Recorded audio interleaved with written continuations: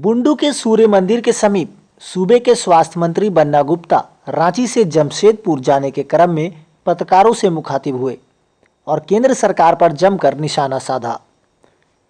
बन्ना गुप्ता ने कहा कि जिस उम्मीद और आशा के साथ देश के किसान मजदूर प्रधानमंत्री को देख रहे थे, आज वो उम्मीदें बेकार साबित हो रही हैं।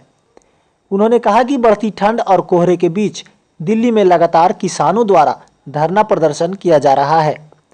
बावजूद मोदी सरकार के रवैया किसानों के प्रति अब भी कड़ी है। इस दौरान बन्ना गुप्ता ने केंद्र सरकार पर विभिन्न गंभीर आरोप लगाते हुए किसानों की हालत से लेकर देश की चरमराई अर्थव्यवस्था पर जमकर भड़ास निकालने का काम किया। QMS न्यूज के लिए बुंडू से जितेंद्र सार की रिपोर्ट।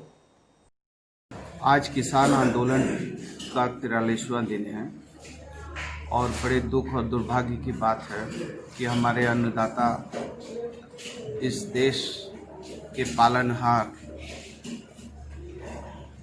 60 लोग मौत के शिकार हो गए, अकाल मृत्यु हो गई उनकी, या हम ये कहें कि भारत सरकार की गलत नीतियों ने, अपनी हठ धर्मिता ने इस देश के अन्नदाताओं की हत्या कर दी। और देश का किसान इस ठंड में दिल्ली दरबार में दस्तक देते हुए ठंड में कोहरे में पड़ा है और मौत के काल में समा रहा है।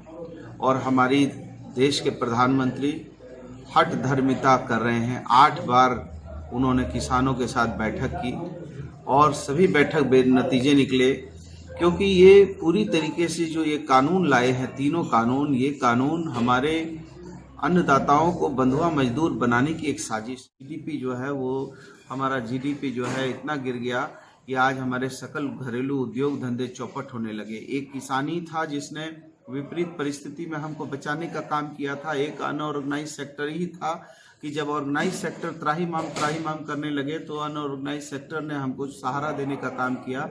और जब देश का किसान, जो देश की रीढ़ है, यदि वही रीढ़ जो है प्रभावित होने लगे तो मैं समझता हूं कि कहीं ना कहीं देश की अर्थव्यवस्था चौपट हो रही है। और निजी हाथों में और बंधुआ मजदूर बनाने का जो किसानों को नापाक कोशिशें कर रही है आदरणीय मोदी जी की सरकार, मैं समझता हूं कि विनाश काले विपरीत बुद्धि